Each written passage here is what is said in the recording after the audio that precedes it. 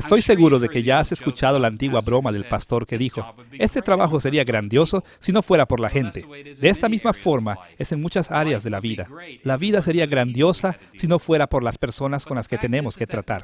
Pero el hecho es que no nos podemos alejar de las personas. La vida se hace teniendo a otros en todo nuestro derredor. Y así fue con los profetas del Antiguo Testamento. Ellos también trataron con personas. Por esta razón, hemos titulado esta lección El pueblo del pacto. Examinaremos tres conceptos. Primero, la humanidad y el pacto. Cómo vieron los profetas del Antiguo Testamento una relación de pacto entre Dios y todas las personas. Segundo, Israel y el pacto. ¿Qué papel especial tenía el pueblo de Israel por medio de la relación del pacto? Y después, finalmente, la salvación y la comunidad del pacto. Veamos primero las formas en que los profetas entendieron a toda la humanidad en el pacto con Dios. Si hay algo que sabemos acerca de las personas, es que cada una es diferente de las otras. Venimos de diferentes culturas y tenemos personalidades diferentes. Pero sabemos que hay ciertas cosas que son comunes para toda la gente. Todos sentimos hambre, todos necesitamos un amigo, todos pagamos impuestos. Los profetas sabían que esto era verdad para las personas también. Ellos entendieron que las diferentes naciones de la tierra fueron tratadas de diferente manera por el Señor, porque Dios había escogido a Israel como su pueblo especial. Pero al mismo tiempo, los profetas sabían que Dios también había entrado en un pacto con todas las naciones de la tierra. Vamos a explorar estos pactos universales y cómo los profetas representaron estos pactos a las naciones de la tierra. Aunque diferentes grupos cristianos manejan los pactos de diferente manera, es seguro decir que muchas tradiciones cristianas han visto 5 eventos principales del pacto en el Antiguo Testamento. Estos eventos moldearon significativamente la historia de la Biblia. Dios estableció los pactos entre Él mismo y su pueblo por medio de cabezas representativas. Estos representantes fueron Adán, Noé, Abraham, Moisés y David. Los pactos con Adán y Noé están separados de los otros porque fueron pactos universales. Estos fueron pactos establecidos entre Dios y toda la humanidad. No fueron para un pueblo en particular, sino para toda la gente. Estos establecieron arreglos permanentes entre Dios y cada ser humano. Estos pactos universales les proporcionaron a los profetas orientación teológica importante, en tanto servían como los emisarios del pacto de Dios. Mientras exploramos estos pactos universales, veremos 2 asuntos diferentes. Primero, ¿cuáles fueron las preocupaciones centrales de esos pactos universales? Y segundo, ¿cómo dependían los ministerios de los profetas de estos pactos? Veamos primero las preocupaciones centrales de los pactos con Adán y Noé. El primer pacto en la Biblia es el pacto que Dios ha establecido con Adán.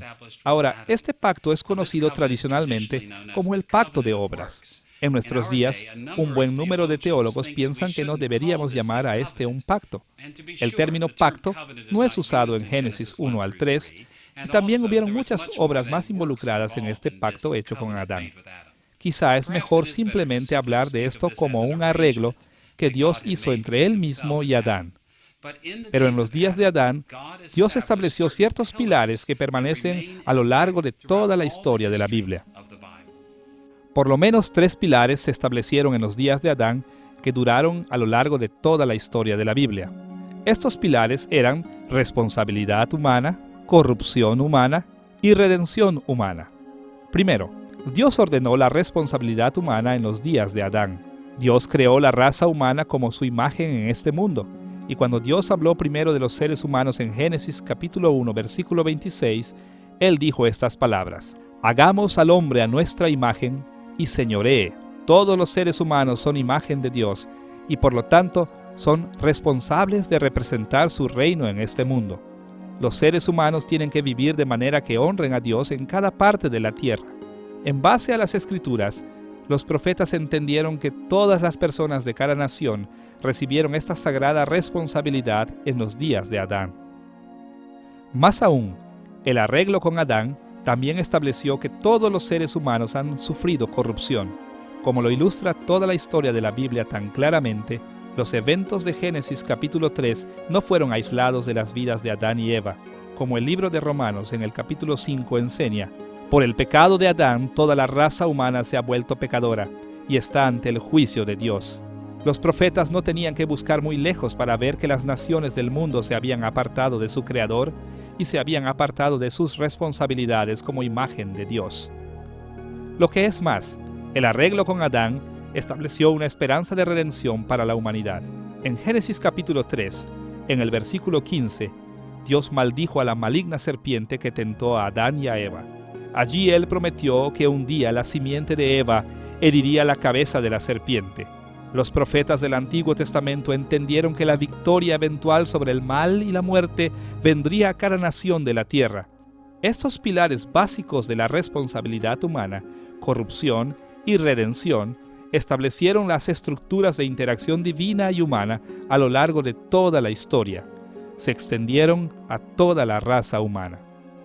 Vamos a dirigirnos ahora a los asuntos principales del segundo pacto universal hecho entre Dios y Noé. Dicho simplemente, Dios llevó las estructuras del arreglo con Adán más allá, pero agregó el aspecto de la estabilidad para el universo físico. Después del diluvio, Dios puso su arco iris en las nubes para demostrar que Él no castigaría inmediatamente a los seres humanos cada vez que pecaran. En su lugar, Dios prometió un orden nuevo, en el que Él sería paciente con nuestros pecados. Como lo declaró Dios en Génesis capítulo 8, versículo 22. Mientras la tierra permanezca, no cesarán la sementera y la siega, el frío y el calor, el verano y el invierno, y el día y la noche. ¿Por qué hizo Dios esta promesa de estabilidad natural? ¿Cuál era su interés central? Hay por lo menos dos razones principales para la estabilidad del universo dado en los días de Noé. En primer lugar, Dios estaba demostrando su paciencia con la raza humana. Este propósito se aclara en Génesis 8, versículo 21. Y dijo Jehová en su corazón: no volveré más a maldecir la tierra por causa del hombre, porque el intento del corazón del hombre es malo desde su juventud, ni volveré más a destruir todo ser viviente como he hecho. Este versículo nos dice que Dios reconoció la depravación total de los seres humanos y determinó ser paciente hacia nosotros al no destruir el mundo cada vez que pecáramos. Un segundo propósito para la estabilidad de la naturaleza en el pacto de Noé también es evidente. Dios nos ha dado un mundo ordenado para que podamos cumplir nuestro destino humano de servir como su imagen. Génesis capítulo 9, en el versículo 1, nos dice que, después del diluvio, Dios habló a Noé, el padre de todas las personas, y le dijo estas palabras: fructificad y multiplicaos y llenad la tierra.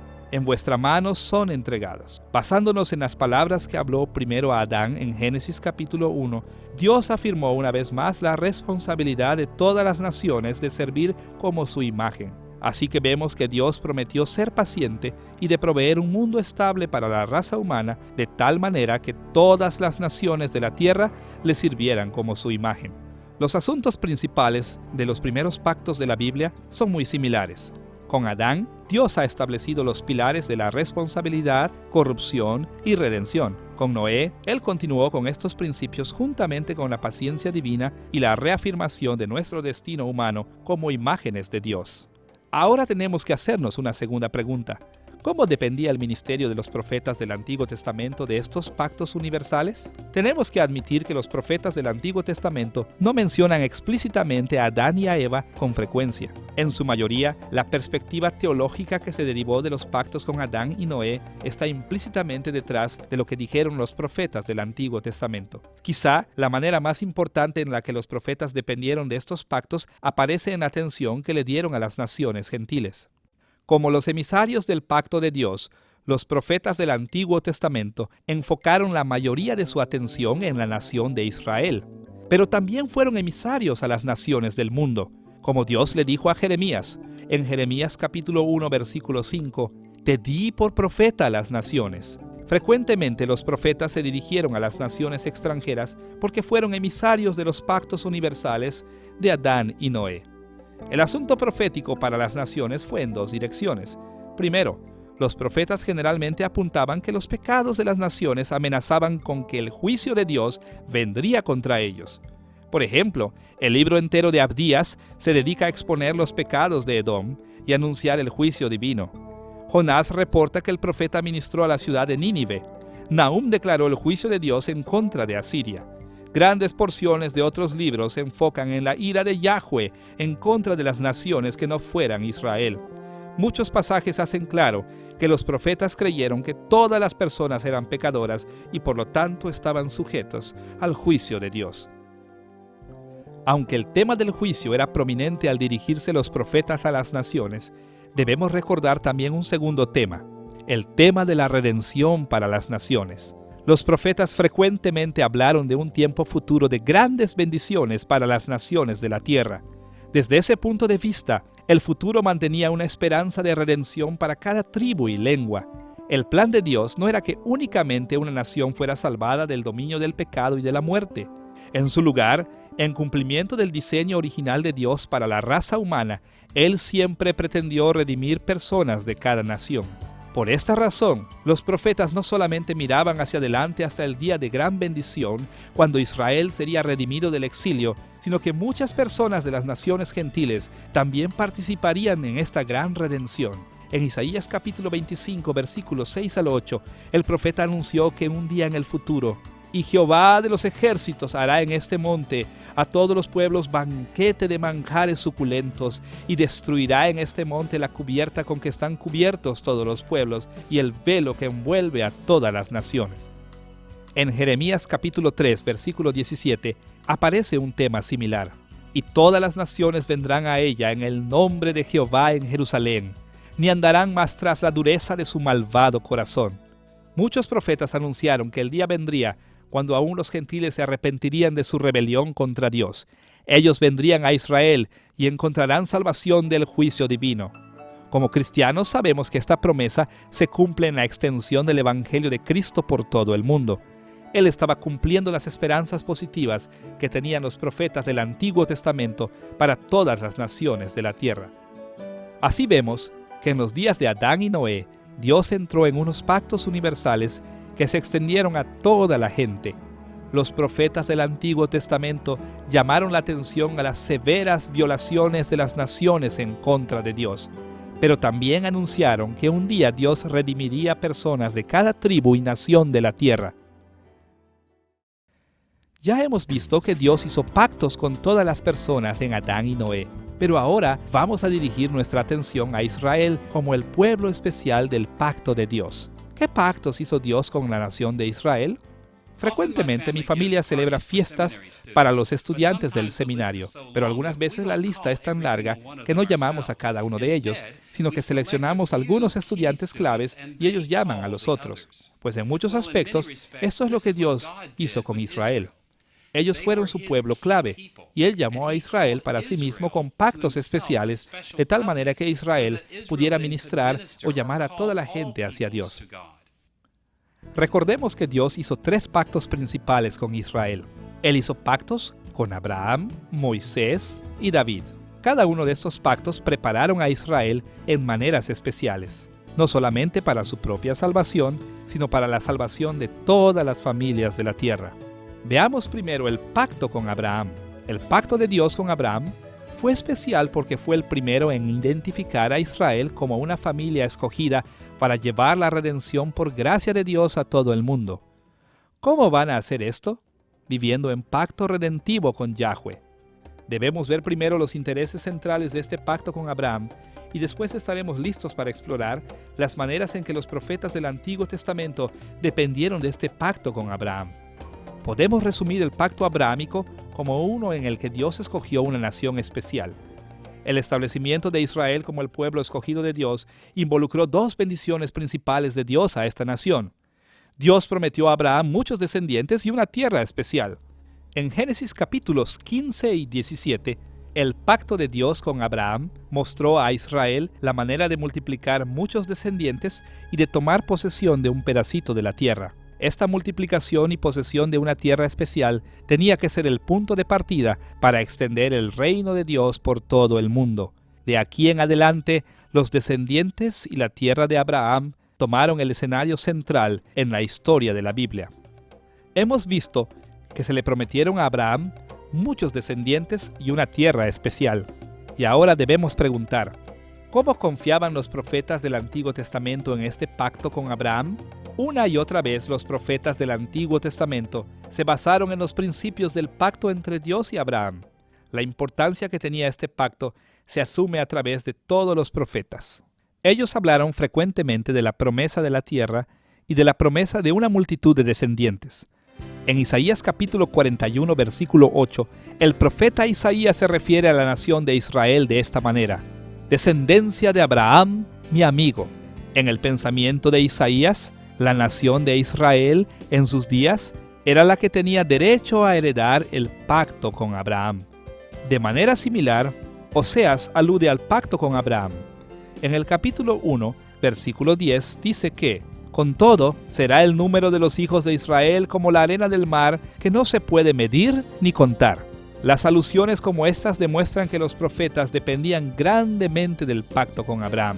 Cuando hablaban acerca de que Dios les daría la tierra a su pueblo o que multiplicaría a sus descendientes, se referían al pacto que Dios hizo con Abraham. Abraham fue mencionado por nombre solamente 7 veces en los profetas del Antiguo Testamento, pero la teología del pacto de Abraham penetraba sus ministerios. El pacto de Abraham fue el primero con la nación de Israel, pero le siguió un segundo pacto, el pacto con Moisés. En nuestros días, el pacto de Moisés no siempre es visto positivamente, pero nada puede estar más alejado de la verdad.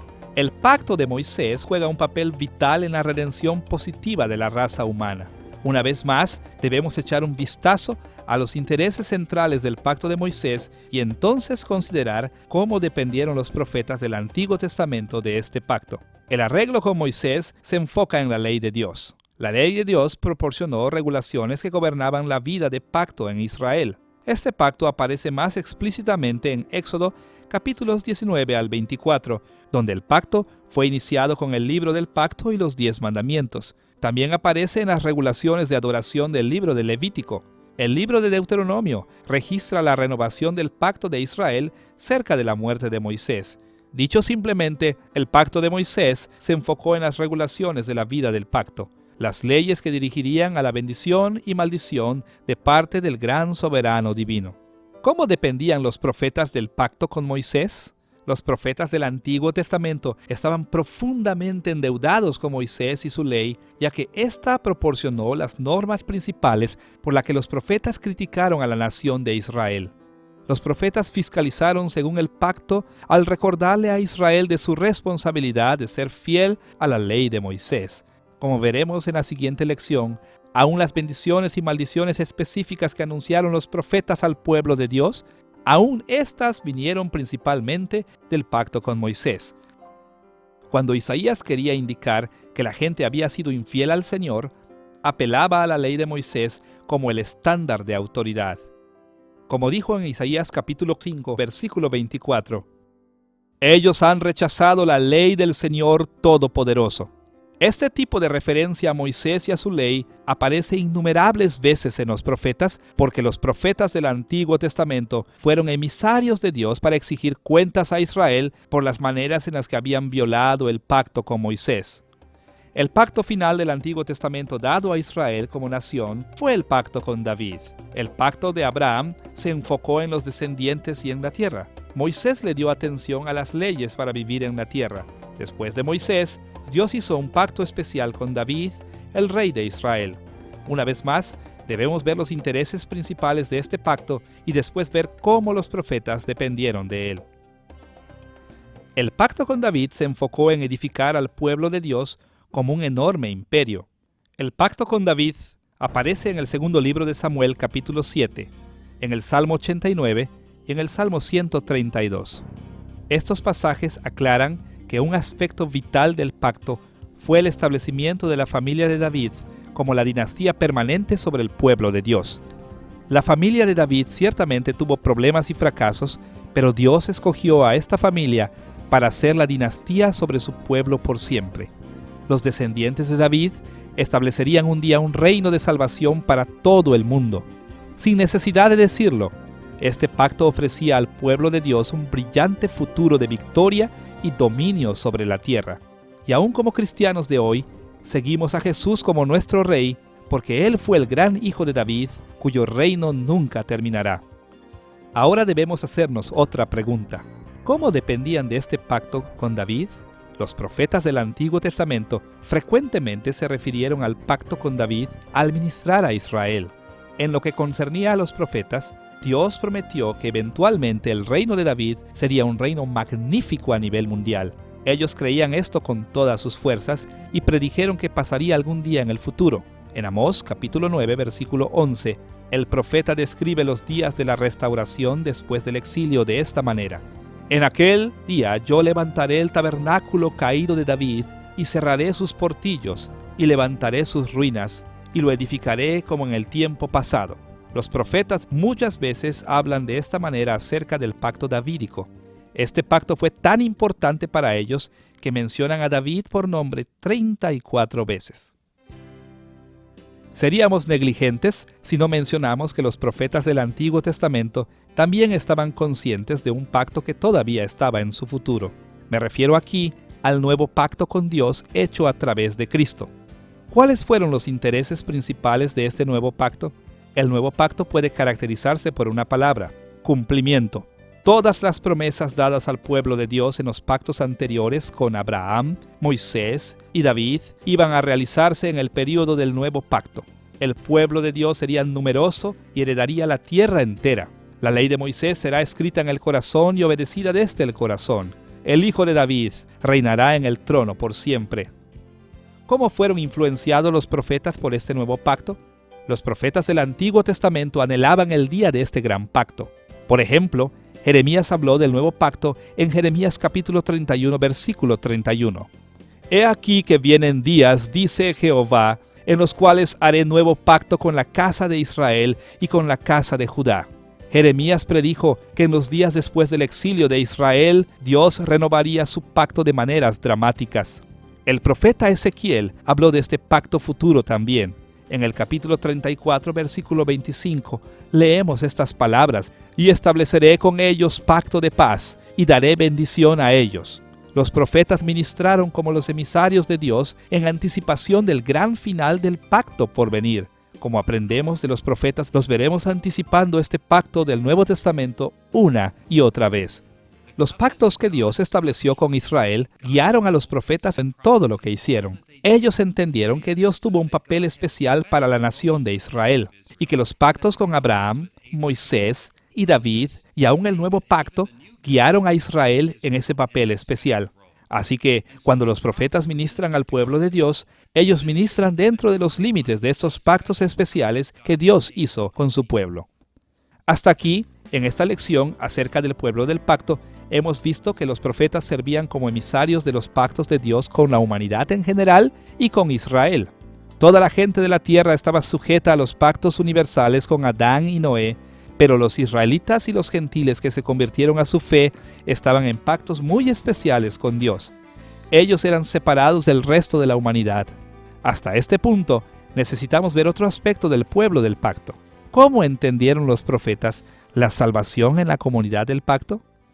Frecuentemente a los cristianos modernos se les hace difícil entender la salvación en el pacto porque hacemos distinciones que los profetas no seguían.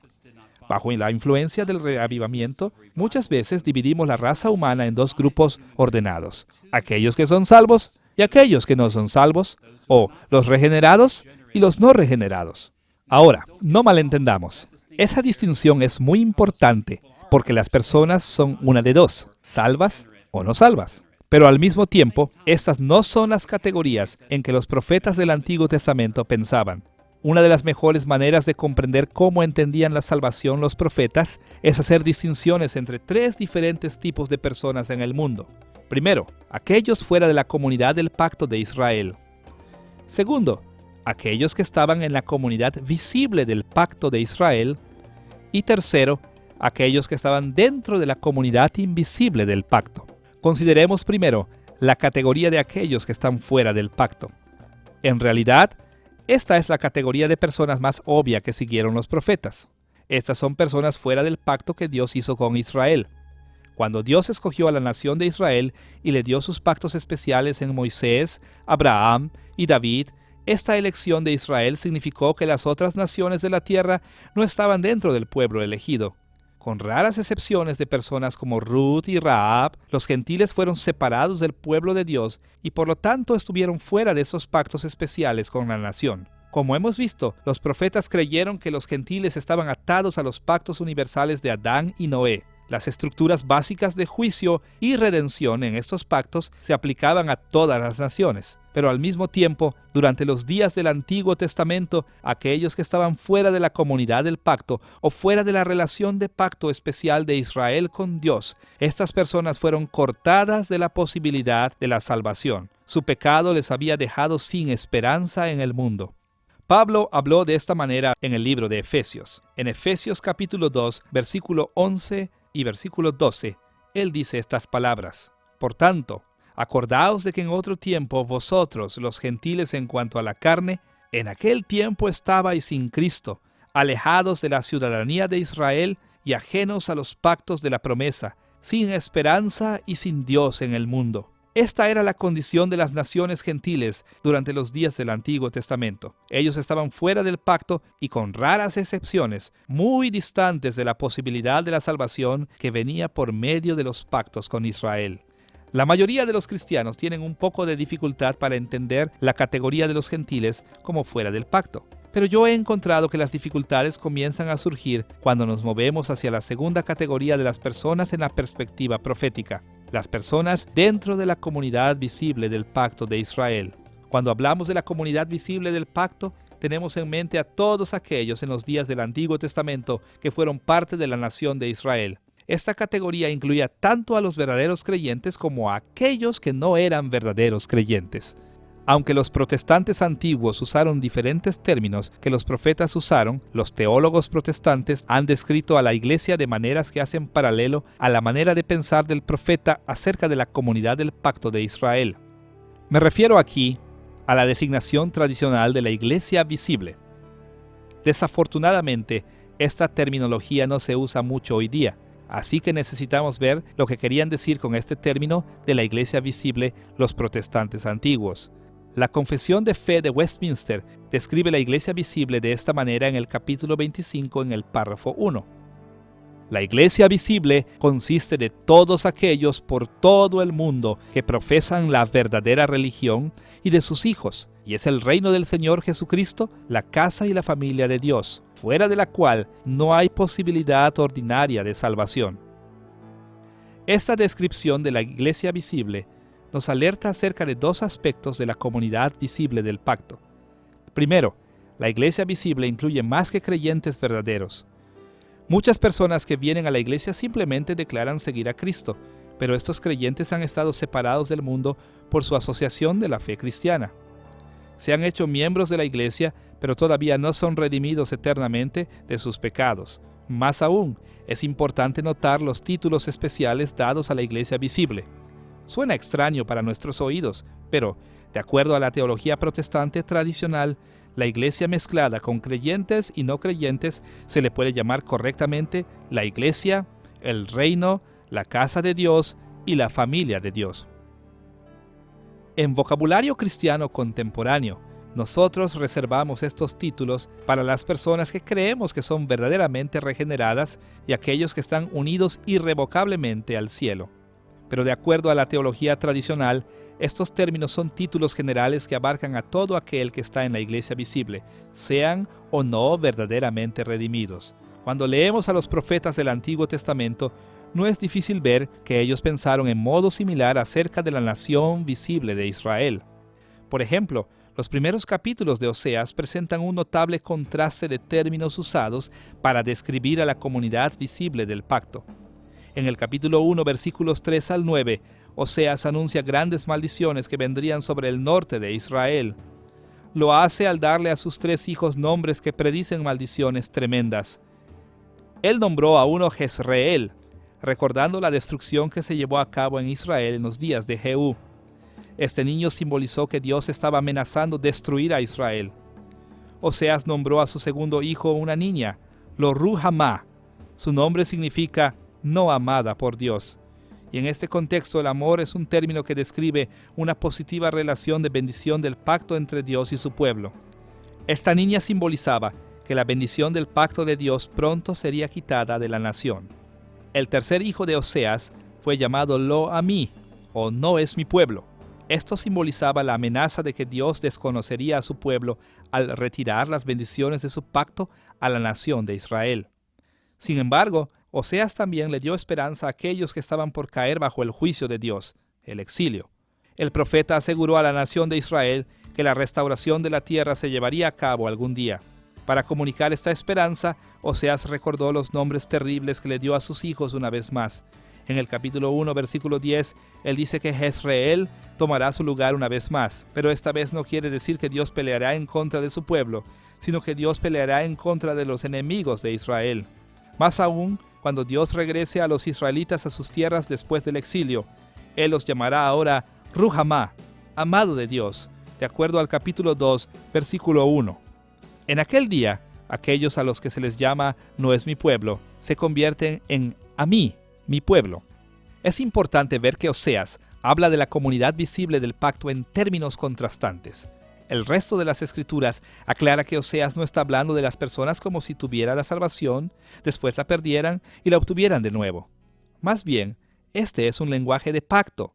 Con estos títulos especiales, Oseas está anunciando que Dios retirará sus bendiciones del pacto, pero después algún día renovará su pacto e Israel recibirá las bendiciones de Dios otra vez. Hay muchos términos que normalmente reservamos en nuestro vocabulario para los verdaderos creyentes que los profetas aplican a la comunidad del pacto visible de Israel. Cuando usamos el término elegido o escogido, generalmente nos referimos a los elegidos para salvación. Pero los profetas con frecuencia no querían decir esto. Más bien usaban el término elegido o escogido para describir a las personas que estaban en la comunidad visible del pacto, ya sea que fueran verdaderos creyentes o no. Por esta razón, en Isaías capítulo 14, en el versículo 1, leemos estas palabras: porque Jehová tendrá piedad de Jacob y todavía escogerá a Israel. Note que Isaías dice que Israel será escogido una vez más. Tan fuerte como suena a nuestros oídos en el vocabulario de los profetas, las personas pueden ser escogidas por Dios, rechazadas y escogidas de nuevo. Esto es porque la elección de Dios en el vocabulario profético no es elección para salvación, sino elección para la bendición del pacto. Los elegidos son aquellos que están en la comunidad visible del pacto, y esa comunidad incluye tanto a creyentes como a no creyentes. Aún en el Nuevo Testamento, algunas veces el término elegido se usa de esta manera. Cuando Jesús dice en Juan capítulo 6, en el versículo 70, ¿no os he escogido yo a vosotros los 12 y uno de vosotros es diablo? Jesús habla del llamado de Judas y los otros apóstoles a una relación especial de bendición del pacto. Él no está hablando de salvación eterna. Ahora llegamos a la tercera categoría de personas con quienes trataron los profetas: la comunidad invisible del pacto. Una vez más, la teología tradicional protestante nos ayuda en esta área. Dentro de la iglesia visible hay un grupo selecto conocido como la iglesia invisible. En el lenguaje de la Confesión de Fe de Westminster, en el capítulo 25, en el párrafo 1, la iglesia invisible consiste de todo el número de los elegidos que han sido, son o serán conformados en uno, bajo Cristo, la cabeza, y de eso es la esposa, el cuerpo, la totalidad de Él que los llena todo en todo. En esta declaración de la confesión se describe a la iglesia invisible desde la perspectiva de Dios. Se define desde una perspectiva eterna como el número completo de seres humanos que vienen a la fe salvadora y que pasarán la eternidad en la bendición de Dios. Desde esta descripción de la iglesia invisible podemos ver por lo menos dos ideas básicas. Primero, la iglesia invisible está formada únicamente de creyentes verdaderos. Estos verdaderos creyentes están dentro de la iglesia visible, pero han ejercido la fe salvadora y como resultado entran en la comunidad más pequeña de la iglesia invisible. Segundo, podemos ver que la iglesia invisible tiene un destino seguro de salvación. Debido a que estas personas han dado sus corazones al servicio de Cristo, su salvación estará segura hasta el fin. El apóstol Pablo apuntó a este tipo de distinción entre la comunidad visible e invisible del pacto aún dentro de la nación de Israel. En el capítulo 9 de Romanos, versículos 6 y 7, él dice estas palabras: porque no todos los que descienden de Israel son israelitas, ni por ser descendientes de Abraham son todos hijos. La idea de Pablo es esta: ser un hijo físico de Abraham le puede introducir a la nación de Israel, pero no es suficiente para traer la salvación. Un verdadero hijo de Abraham debe tener fe salvadora como Abraham. Por esta razón, podemos hablar de un Israel dentro de Israel, un pueblo invisible, redimido por Dios dentro de la comunidad visible del pueblo de Dios. Esta idea de la iglesia invisible es análoga al pensamiento de los profetas del Antiguo Testamento. Ellos veían a la nación de Israel y creían que había una comunidad invisible del pacto.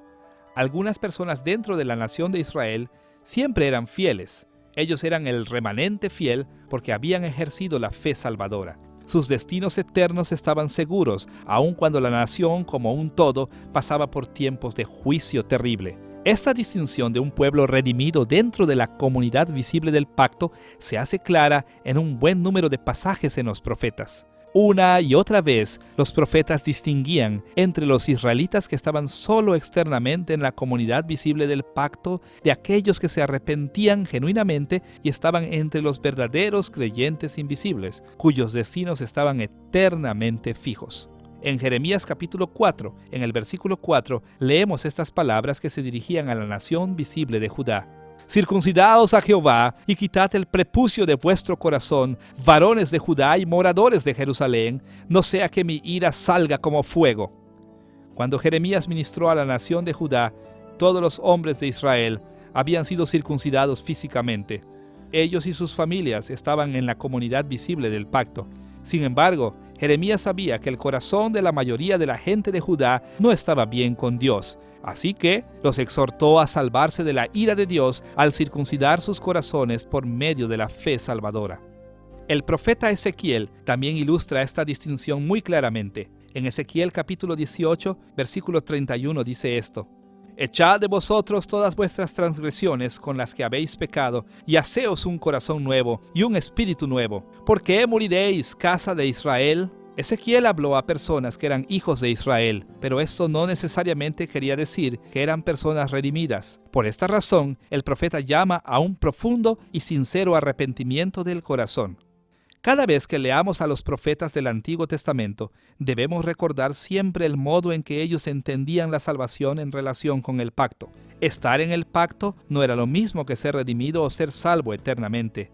Cuando los profetas del Antiguo Testamento categorizaron a las personas, ellos pensaron primero en los gentiles que estaban fuera de la nación visible de Israel. Estas personas estaban perdidas a menos que vinieran a Israel y encontraran la salvación en su Dios. Los profetas sabían que la nación visible de Israel era muy especial ante los ojos de Dios. Consistía en todos los hijos físicos de Israel y en cualquier gentil que se había asociado estrechamente con la religión de Israel. Esta comunidad visible del pacto tenía tanto creyentes verdaderos como no creyentes, pero aún así era una comunidad escogida para disfrutar las bendiciones y las responsabilidades de los pactos con Abraham, Moisés y David. Esta era la arena donde el pueblo encontraría la salvación. Más aún, una tercera categoría también dominó el pensamiento de los profetas. Los profetas sabían que, dentro de la nación de Israel, había una comunidad invisible. Esta era el remanente justo del pueblo de Dios, los fieles que creyeron verdaderamente. Y aunque pasarían tiempos difíciles y el remanente con frecuencia estaba lejos de ser perfecto, aún así ellos habían confiado en Yahweh como Abraham y habían sido justificados por su fe únicamente. Siempre que leamos a los profetas, debemos tener en mente estas distinciones: aquellos fuera del pacto, la nación visible del pacto y el pueblo invisible del pacto. Podemos evitar mucha confusión y podemos obtener tremendas perspectivas del mensaje de los profetas si nunca olvidamos estas tres distinciones. En esta lección hemos tocado varios temas relacionados con el modo en que los profetas entendieron al pueblo del pacto. Todo el pueblo estaba unido al Señor por medio de los pactos con Adán y Noé. Pero después, Israel tuvo una relación especial con Dios debido a los pactos con Abraham, Moisés y David, e incluso el nuevo pacto en Cristo.